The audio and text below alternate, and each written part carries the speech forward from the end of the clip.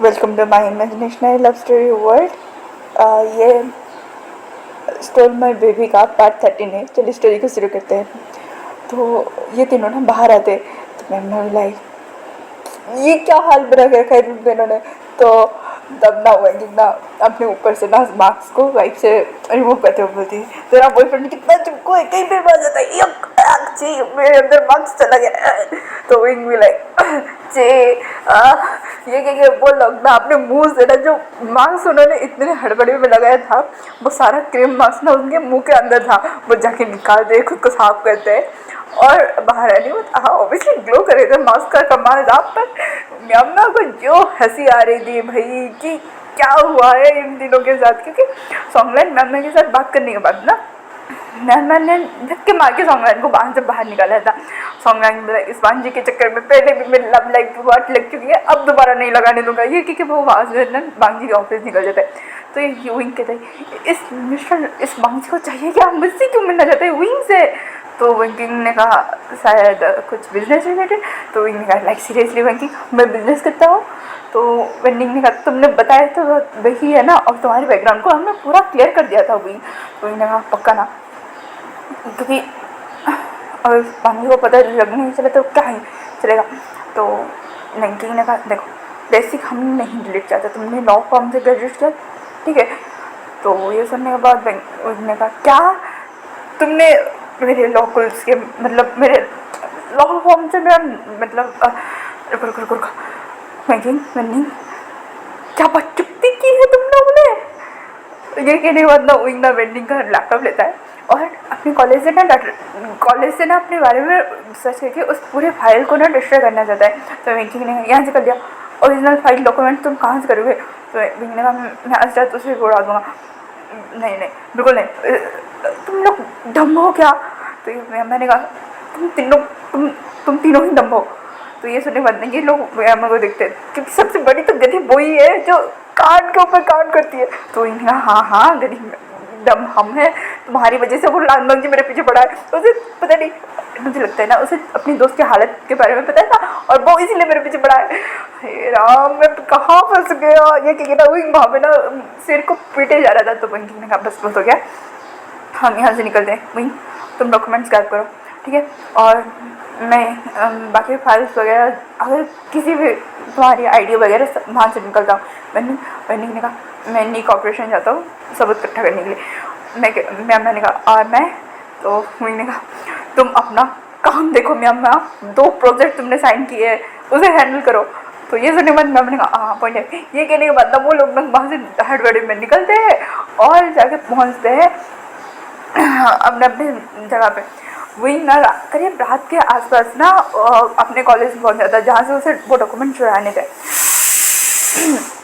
और वही जैसे ही पहुँचता है उसके स्वागत के लिए ना 2 लोग वहाँ पे खड़े थे, और वो 2 लोग और कोई नहीं बांग जी के गार्ड थे जिन्होंने उनके बारे में पता लगाते उस लॉ कॉलेज में पहुँच चुके थे। भाई साहब ये कौन से गार्ड थे, क्या ये सुशी के गार्ड थे, क्योंकि ऑब्वियसली विंग में भी ब्लैक आउटफिट कैरी किया था और उन गार्ड्स ने भी मास्क ड्रेस किया था ब्लैक आउटफिट था। तो भाई किसके हाथ में कैसे पता चलेगा। तो विंग में लाइक निकलो अपनी डॉक्यूमेंट्स लेके निकलो, पक्का ये लोग मेरे लिए ये आए होंगे। ये कहने के बाद ना इनको पता है वो कॉलेज का वो क्या था ना उसे हर कोना पता होता है अपने कॉलेज का। तो इनको पता है कि भाई एमरजेंसी फाइल्स वगैरह कहाँ पे रखी है। तो विंग ना वहाँ से फाइल्स को उठाता है और एक लंग से लेके ना वहाँ पे जाता है। पर भाई जब वो पहुँचता है कि उस फाइल्स के अरेंजमेंट्स ही चेंज हो गई थी। तो विंग लाइक मारो मुझे मारो, इतनी सारी प्रॉब्लम मेरे साथ ही क्यों होती है, वो इनके दिमाग में ही चल रहा था। फिर भी उन्होंने गहरी सांस ली और हर एक फाइल को चेक करने लगा। पर तभी वो गार्ड्स पीछे से आ गए और कहने लगे यहाँ पे क्या कर रहे हो और कौन हो। तो वो ना पीछे देखते ही नहीं और बोलता है तुम लोग जो करने हैं वही मैं करने हैं। तो ये सुनने के बाद वो गार्ड्स ना एक दूसरे को देखते हैं और कहते वैसे क्या ढूंढने हो। तो इंग्लैंड मिस्टर वे की इन्फॉर्मेशन। ये सुनने के बाद वो गार्ड्स भी लिखा उन्हें भी वही चाहिए। तो उस गार्ड्स ने पूछा अच्छा तुम्हें कैसे पता चला और तुमने किसे भेजा है। तो यहाँ पे ना विंग लाइक किससे क्या, तो इनको लगता था कि किसी के गार्ड्स है।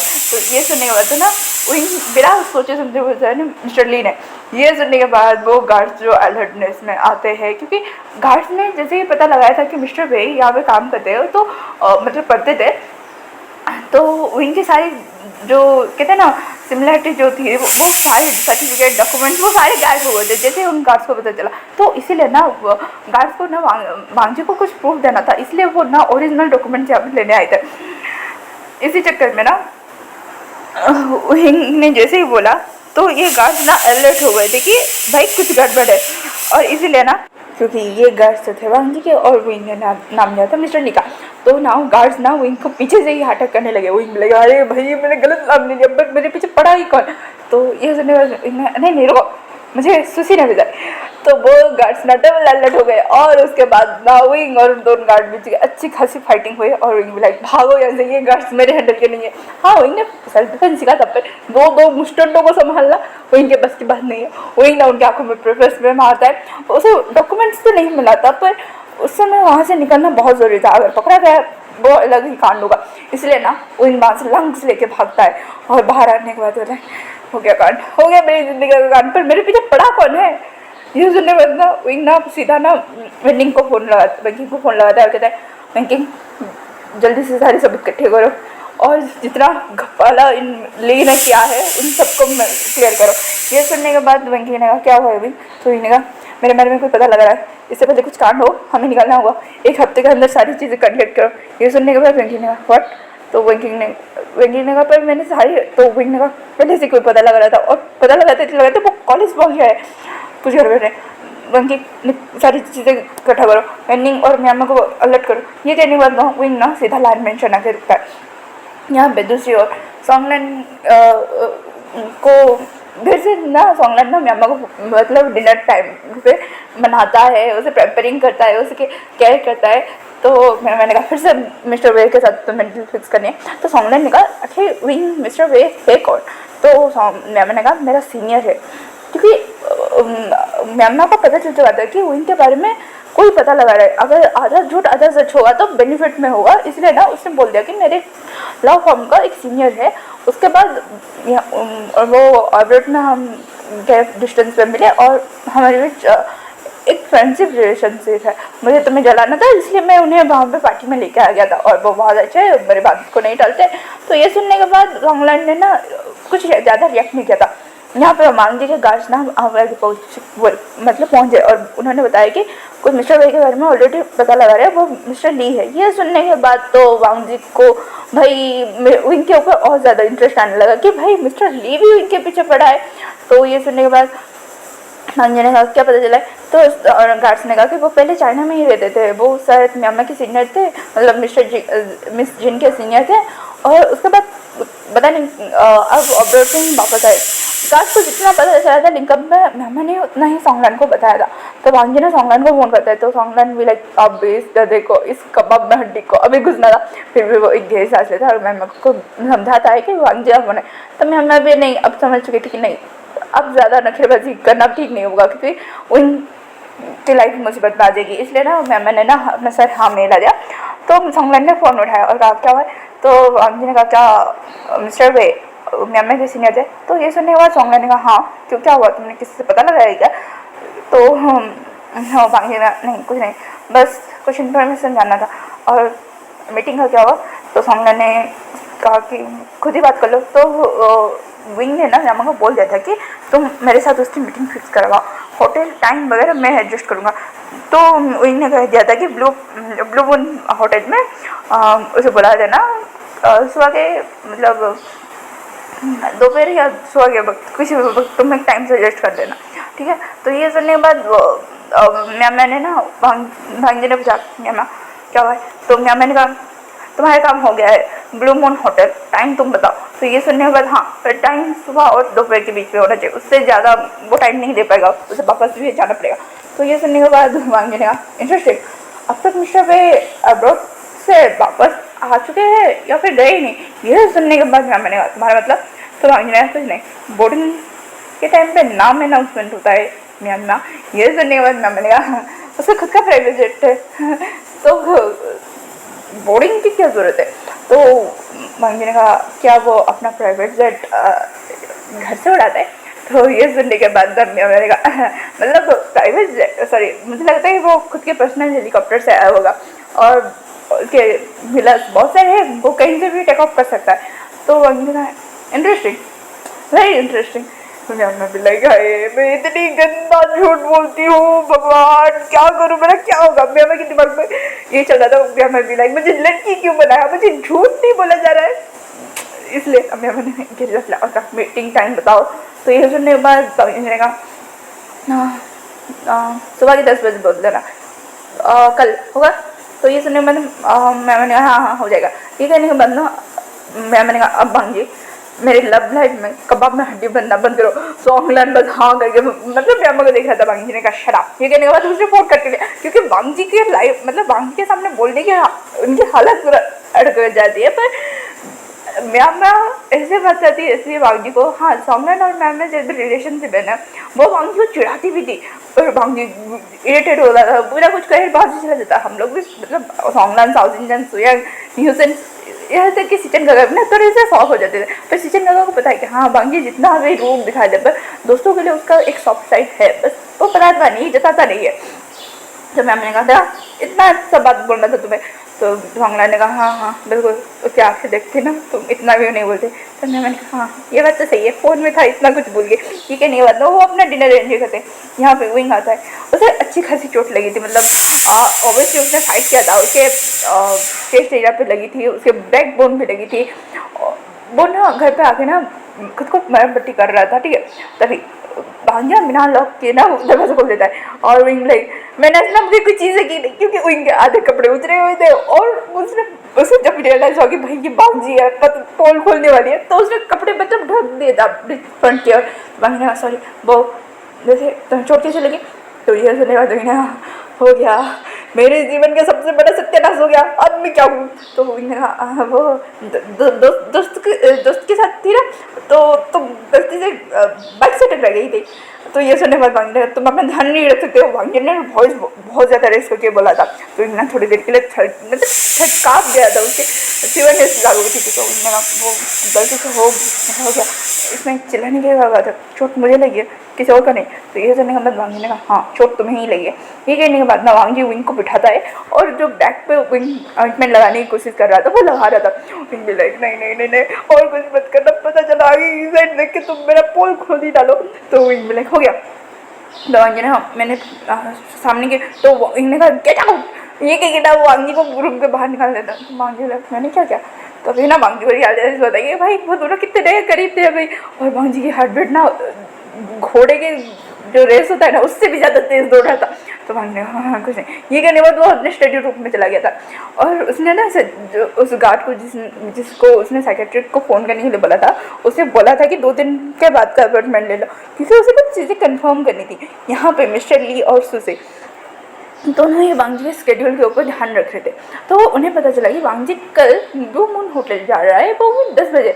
तो मिस्टर ली ने कहा सुसी इससे अच्छा मौका और नहीं मिलेगा, तो क्योंकि वो पर्सनल मीटिंग के लिए जा रहा है। तो सुसी ने कहा पर डैड हमने 2 बार उसे ड्रग दिया और 2 बार कांड हो गया, तीसरी बार ड्रग देंगे फंस देंगे। तो ये सुनने के बाद मिस्टर ली ने कहा ऐसा नहीं होगा, वहाँ का सारे अरेंजमेंट मैं कर लूँगा, तुम बस वहाँ पे जाना और हो सके तो बांगी को ब्लैकमेल करने की पूरी कोशिश करना इस ड्रग्स के इंसिडेंट के बाद।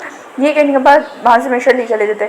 सुसी भी लाइक अरे डैड आपको ना किसी और को पकड़ना चाहिए, वैसे ये पर्सनल मीटिंग किसके साथ हो रही है।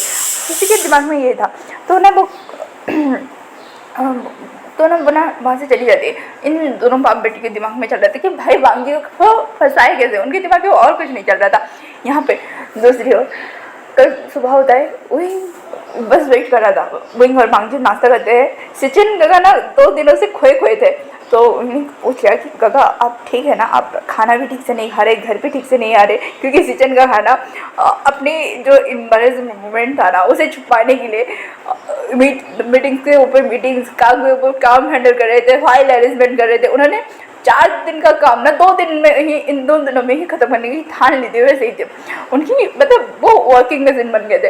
तो सिचन का हाँ मैं ठीक हूँ वो बस तो गगा अगर कोई प्रॉब्लम है ना उस प्रॉब्लम से भागिए मत, उसे सॉल्व कीजिए, क्योंकि सिचन का गाना बैंकिंग को इग्नोर किए जा रहे थे। ठीक है और बैंकिंग भी लाइक आमना सामना तो हो रहा था पर सिचन ना डाइवर्ट ले रहे थे और बैंकिंग विंग के चक्कर में ना बहुत ज़्यादा परेशान हो रही थी, क्योंकि हाँ विंग ने जैसे बैंकिंग वेनिंग और मैम को अलर्ट किया तो वो तीनों सच में अलर्ट हो गए, क्योंकि इस बार मामला कुछ ज़्यादा ही बड़ा है। अगर लांस के हाथ तो चढ़ गए और उन्हें पता चल गया कि ये उनके ही घर पे घुस के उनकी ही लाइफ को स्पॉइल करने की कोशिश कर रहे हैं, उनकी ही नाक के नीचे तबाही मचाने की कोशिश कर रहे हैं। इतना ही नहीं, वही तो उनके लांस की बेबी को लेने के भागने वाला है, तो भाई भोचाल आने वाला था। यहाँ पे इनको एक डॉक्टर का कॉल आता है, उन्हें उस फोन को उस लैब में जो ब्लड टेस्ट के लिए भेजा था उसे फ़ोन उठाता है और वहाँ से डॉक्टर का आता है कि जिसमें भी ये पॉइज़न जिसके बॉडी जिस आपके बेबी में इंजेक्ट किया है उसका क्योर मिल चुका है और पॉइज़न इतना डेंजर हो चुका है कि बोन मैरो ट्रांसप्लांट की ज़रूरत है। तो ये सुनने के बाद इन्हें मतलब क्या करेगा डॉक्टर, तो डॉक्टर ने कहा कि बॉडी पूरी तरह से डैमेज हो चुकी है, हम जितना ब्लड क्योर करेंगे या फिर क्लीन करेंगे कोई फ़ायदा नहीं होगा, इससे अच्छा और स्पाइनल कॉर्ड का में भी प्रॉब्लम हो चुका है। तो ये सुनने के बाद मैं कुछ समझ नहीं पा रहा, तो डॉक्टर ने कहा कि एक प्रकार का स्लो पॉइजन है, ये धीरे धीरे से अंदर से बॉडी को मार रहा है, पहले ब्लड को पॉइजन कर चुका है और ये सीधा रीढ़ की हड्डी को नुकसान पहुंचा रहा है, जिसकी वजह से जिसके बॉडी में ये पॉइजन है वो धीरे धीरे पैरालाइज होगा, उसके बाद उसकी डेथ हो जाएगी। इससे बचने का एक ही तरीका है कि बोन मैरो ट्रांसप्लांट। तो ये सुनने के बाद विंग तब दूर रहेगा, मतलब उसकी होश हो गए कि उसके बच्चे के साथ ये हो क्या रहा है। विंग शॉक में था कि लांस के नाक के नीचे, मतलब इतने बड़े हायर से माफिया वर्ल्ड के किंग है और उन्हीं के नाक नीचे उनके हायर के साथ क्या हो रहा है उनको, मतलब उन्हें कुछ पता ही नहीं। और उन्हें कहा क्या हम जी, तो डॉक्टर ने कहा बिल्कुल नहीं, आपकी दूसरी बेटी जो है उसके बोन मैरो ट्रांसप्लांट हम अपने बेटे के साथ नहीं कर सकते। तो ये सुनने के बाद उन्हें कहा पर क्यों, तो डॉक्टर ने कहा जी की कंडीशन आपको पता है, उसे ब्रीथिंग की प्रॉब्लम है और बोन मैरो ट्रांसप्लांट बहुत बड़ा रिस्क ऑपरेशन है और कुछ हो गया तो दोनों बच्चों की जान खतरे में आ जाएगी। ये सुनने के बाद ना हुई वहाँ पे सदमे में बैठा था। यहाँ पे दूसरी ओर सिचन ऑफिस आते हैं, आने के बाद ना वो विंकिंग को अपने ऑफिस में बुलाते हैं। तो विंकिंग आती है तो सिचन ने कहा मैंने उस साथ वो उड़ते हैं और पूरा बो डाउन करने, मतलब अपोलो के जो बो डाउन होता है वहाँ पे पूरे 90 डिग्री बो डाउन करके बोलते हैं। उस दिन मेरा कोई इरादा नहीं था, हमारे बीच जो हुआ मेरे वो पहली बार था, मुझे माफ़ कर दो, मुझे गलती हो गई।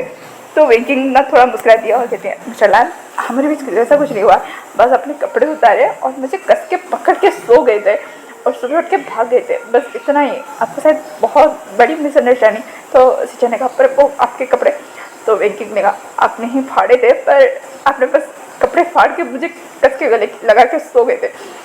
विंकिंग ना इस सिचन की इस एक्ट को देखना उसे इतनी खुशी हो रही थी कि नहीं चलो भाई बंदा इतना भी, जितना मुझे लगा था कि प्ले बॉय है वो प्ले बॉय नहीं है।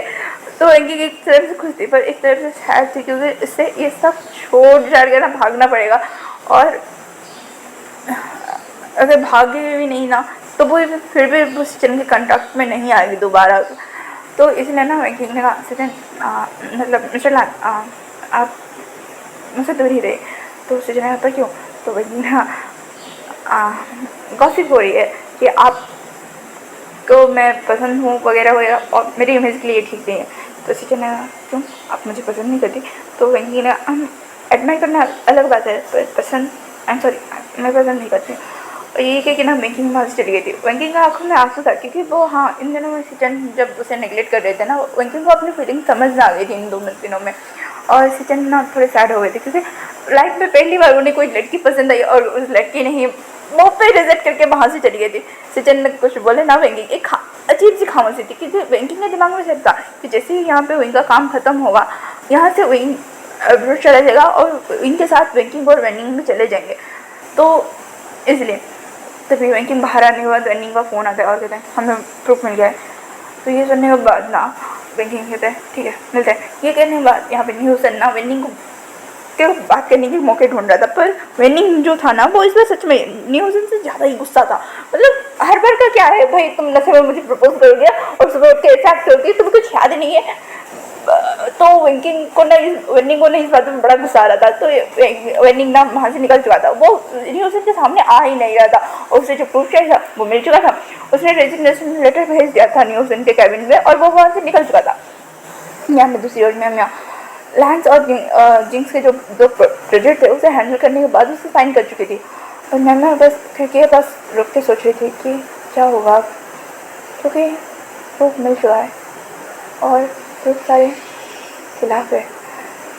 मैं बस एक गहरी से डीप ब्रीथ लेती है कि उसे बताए कि पहले जैसा कुछ नहीं होगा, मतलब हाँ, नहीं वो वेंकिंग और वेनिंग के साथ वापस से जा पाएगी, क्योंकि उसे अपना प्यार यहाँ पे मिल चुका है। पर वो क्या कर रही है?